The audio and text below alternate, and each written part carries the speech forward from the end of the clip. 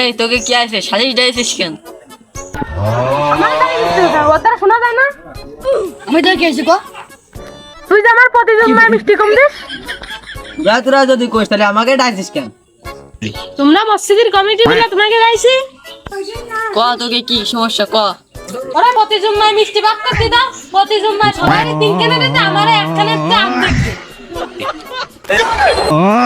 কিন্তু জুম্মা গেছে, ওই জুম্মায় তো মিষ্টি দিইনি। শালিশ, এই শালিশ তো বিরাট জটিল হয়ে গেছে।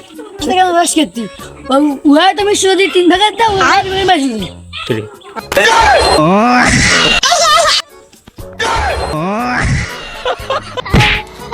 আরে আস্তে কষ্ট করে চুপ কর। কথা কিন্তু জোরে কয়, আস্তে কর। আমাকে বাসছো আমি খবর আছে আমি ঘর খুশ করি আগের সপ্তাহে যে রসগোল্লা দিল, তার সে জল তো খাইনি আমি। এই ঝামেলা না তো পারা গেল না। গাবাই যে 5 প্যাকেট রসগোল্লা দিল 3 প্যাকেট তো তোমরাই নিয়ে গেলে আমার সাথে এত বড় ছলো না। সপ্তাহে যে 3 প্যাকেট রসগোল্লা নিয়ে গেছো, তা আমারে তো মোটে 2টো দিলে। আর সব তুমি কি দিলে?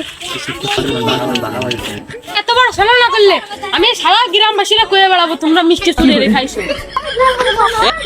এই তামিন দাঁড়া, শুনে যা তো শালিশ আমি মিটিয়ে দিচ্ছি, সুস্থ সবল শালিশ মিটিয়ে দিচ্ছি।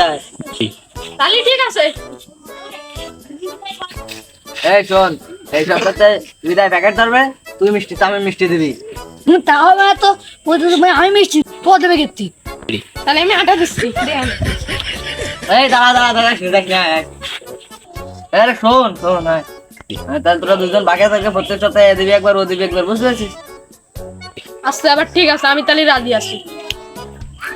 আমার বিষয়টা তুমি দেখলে না, মিষ্টি আমার বা খাইয়ে দিলে। আরে চুপ কর, খাওয়া দিবে।